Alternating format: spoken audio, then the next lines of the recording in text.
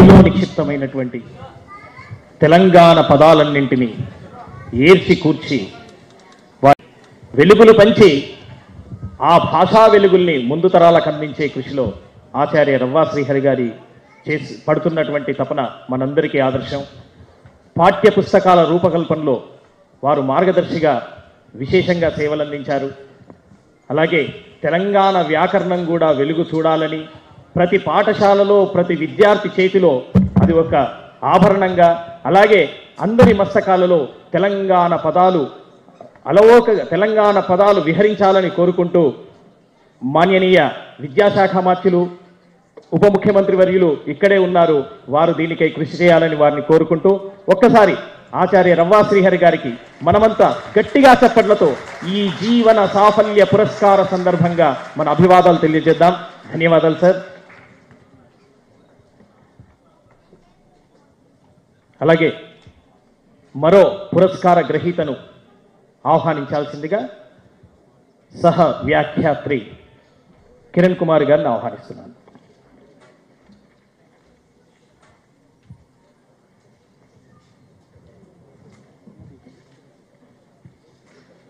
సభకు నమస్కారం.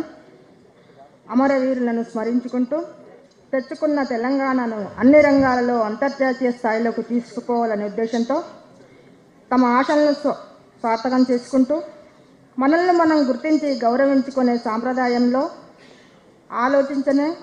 ఆవిర్భవించే ఆలోచన నుంచి ఈ తేనా గౌరవ పురస్కారాలు ఉద్భవించాయి.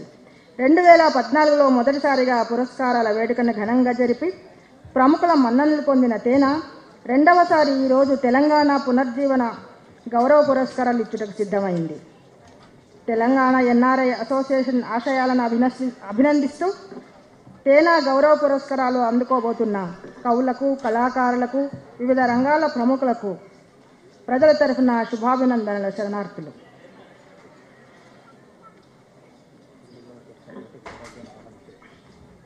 మొట్టమొదటిసారిగా మొదటి పురస్కారాన్ని ప్రకటిస్తూ చిందుల ఎల్లమ్మ పురస్కారాన్ని అందుకోవలసిందిగా పుడమి కవి జయరాజ్ గారిని ఆహ్వానిస్తున్నాం. ఈ పురస్కారాన్ని వారికి ప్రొఫెసర్ ఎస్వి సత్యనారాయణ గారు అందిస్తారు.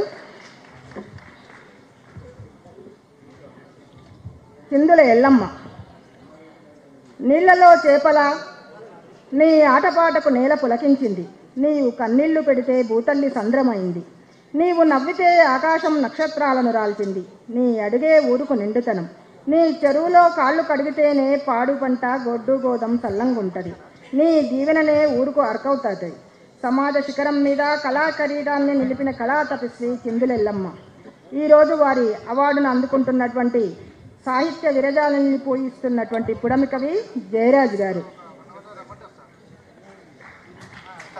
వానమ్మ వానమ్మ వానమ్మ ఒక్కసారన్న వచ్చిపోవే వానమ్మ, వానమ్మ వానమ్మ వానమ్మ ఒక్కసారన్న వచ్చిపోవే వానమ్మ.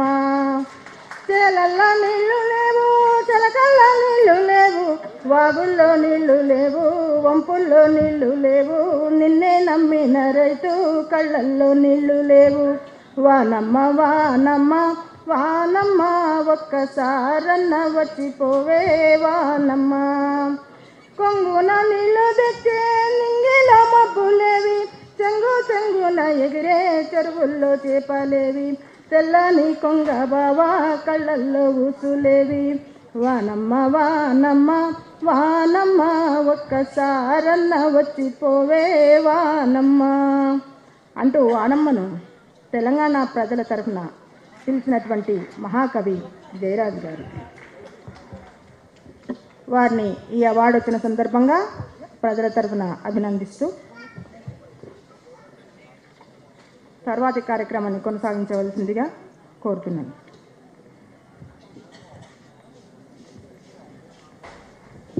తేనా పిలుపుని అందుకొని ఆహ్వానాన్ని మన్నించి ఇక్కడికి వచ్చి ఆశీస్సులను అందించినటువంటి మాన్యులకి జ్ఞాపికలు బహుకరించాల్సిందిగా తేనా అధ్యక్షులు వెంకట్ మారోజ్ గారిని కోరుతూ ఉప ముఖ్యమంత్రి వర్యులు శ్రీ కడియం శ్రీహరి గారికి జ్ఞాపికను అందించాల్సిందిగా శ్రీ వెంకట్ మారోజు గారిని కోరుతున్నాను.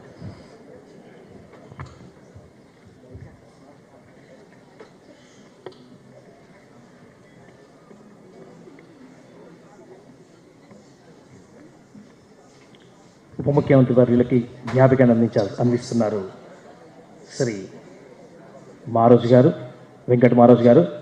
మనం చప్పట్లతో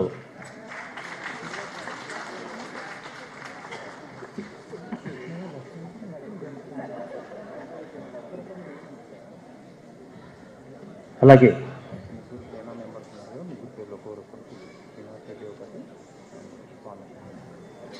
అలాగే భాజపా రాష్ట్ర అధ్యక్షులు డాక్టర్ లక్ష్మణ్ గారికి జ్ఞాపికతో సత్కరించాల్సిందిగా శ్రీ శ్రీనివాస్ రెడ్డి గారు తేనా ప్రధాన కార్యదర్శి గారిని ఆహ్వానిస్తున్నారు.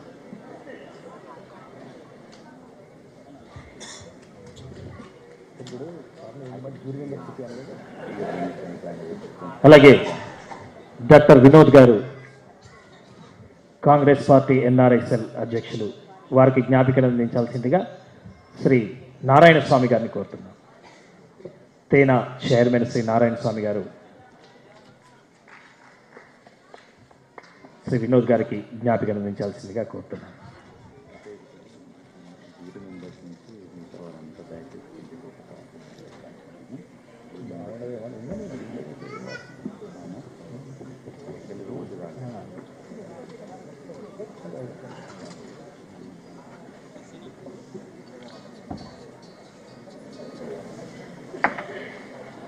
పురస్కార సరళిలో భాగంగా కాళోజీ నారాయణరావు స్మారక పురస్కారాన్ని అందుకోవాల్సిందిగా సుప్రసిద్ధ నవలా రచయిత శ్రీ ఎంపశయ్య నవీన్ గారిని అందరి చప్పట్ల మధ్య వారిని సాదరంగా వేదికపైకి ఆహ్వానిస్తున్నారు.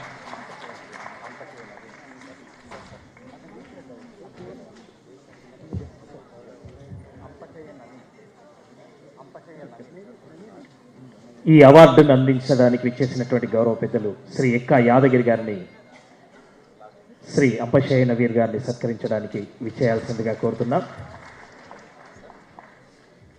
గన్ పార్క్ వద్ద అమరవీరులను మన మదిలో స్ఫురింపజేసేటటువంటి అమరవీరుల స్మారక స్తూపాన్ని తన మనస్సుతో నిర్మించినటువంటి శిల్పి శ్రీ ఎక్కా యాదగిరిరావు గారు, వారు కాళోజీ నారాయణరావు స్మారక పురస్కారాన్ని శ్రీ అంపశయ్య నవీన్ గారికి అందజేస్తారు.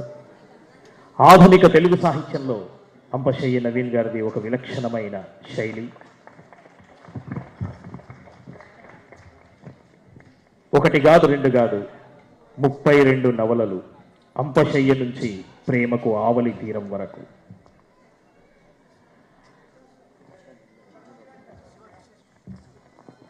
వారిని సత్కరించుకోవడం అంటే తెలంగాణ సాహితీ ప్రపంచాన్ని సత్కరించడం. మనమంతా కూడా గట్టిగా కరతాళ ధ్వనులతో వారి సన్మానానికి ఆమోదాన్ని, మన అభినందనలు తెలియజేద్దాం.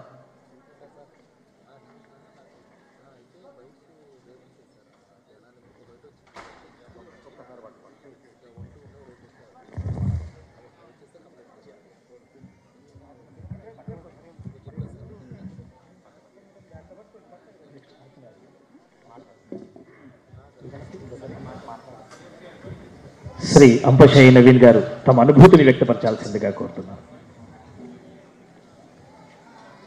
వేదిక మీద ఆసీనులైనటువంటి ప్రముఖులకు, సభలో ఆసీనులైనటువంటి అనేక మంది మిత్రులకు అందరికీ నమస్కారం.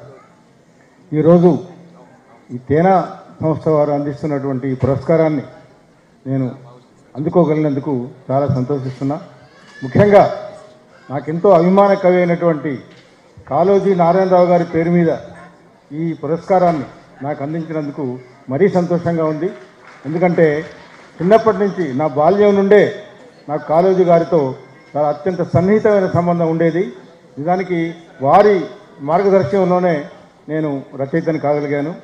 నేను ఆర్ట్స్ అండ్ సైన్స్ కాలేజీలో BA చదువుతున్న రోజుల్లోనే అక్కడ మిత్రమండలి అనే ఒక సంస్థని కాళోజీ గారు అన్నగారు అయినటువంటి రామేశ్వరరావు గారు స్థాపించారు. ఆ సంస్థకి నేను కన్వీనర్గా పనిచేసే అదృష్టం నాకు కలిగింది. అప్పుడు అనేక సార్లు కాళోజీ సోదరుల ఇంటికి వెళ్ళడం, వారి సూచనలు స్వీకరించడం, అట్లా నన్ను నేను ఒక రచయితగా రూపొందించుకోవడానికి వీరి సహకారం ఎంతో లభించింది. కాబట్టి ఇవాళ వారి పేరు మీద ఈ పురస్కారాన్ని పొందినందుకు నిజంగా నేను తేనా వారికి ప్రత్యేకంగా కృతజ్ఞతలు తెలియజేస్తున్నా. నేను రాసిన నవలలన్నింటిలో కూడా ఈ తెలంగాణ ప్రస్తావన ఉంటుంది. ఈ తెలంగాణ అనే ఈ ఉద్యమానికి ఎట్లా బీజాలు పడ్డాయో నేను రాసిన మొదటి నవల అంపశేలోనే అది ఒక బీజప్రాయంగా కనిపిస్తుంది. ఆ తర్వాత నేను రాసిన అనేక నవలల్లో కూడా ఆ ప్రస్తావన ఉంటుంది. ఒక తెలంగాణ వాడిగా నేను ఈ తెలంగాణ ఉద్యమంలో, ఈ తెలంగాణ అనేక ఇతర సంస్థలతో చాలా సన్నిహిత సంబంధం కలిగినటువంటి వాడిని. కాబట్టి నేను చేసినటువంటి 50 ఏళ్ల సాహిత్య కృషికి నిదర్శనంగా ఈరోజు ఈ అవార్డు నాకు లభించింది. ఇంకొక విషయం చెప్పి నేను ముగిస్తాను. చాలామంది మిత్రులు ఈ తెలంగాణ ఉద్యమం మీద ప్రారంభం నుంచి, అంటే 1952లో ములికి ఉద్యమంతో ప్రారంభమైన ఉద్యమం చివరికి తెలంగాణ కళ సాకారం కావడం వరకు దీన్నంతా కూడా ఒక పెద్ద నవలగా రాయమని చాలామంది మిత్రులు కోరుతున్నారు. నాకు త్వరలోనే అలాంటి ప్రయత్నం ఒకటి నేను చేస్తానని ఈ సందర్భంగా మనవి చేస్తూ తేనా వారికి నేను మరోసారి హృదయపూర్వకంగా కృతజ్ఞతలు తెలియజేస్తూ, ముఖ్యంగా ఈ జడ్జెస్ ఎవరైతే ఉన్నారో ఇక్కడ ఉన్నటువంటి వాళ్ళందరూ కూడా నాకు అత్యంత ఆత్మీయులే. ఆ జడ్జెస్ అందరికీ కూడా నేను హృదయపూర్వకంగా కృతజ్ఞతలు చెప్తున్నా. అట్లాగే ఈ తేనా సంస్థకి అధ్యక్షుడైనటువంటి వెంకట మారోజు గారికి, నారాయణ స్వామి గారికి, ఇంకా అనేక మంది ఇతర మిత్రులకు కూడా నేను హృదయపూర్వకంగా కృతజ్ఞతలు తెలియజేస్తూ సెలవు తీసుకుంటున్నాను. ధన్యవాదాలు సార్.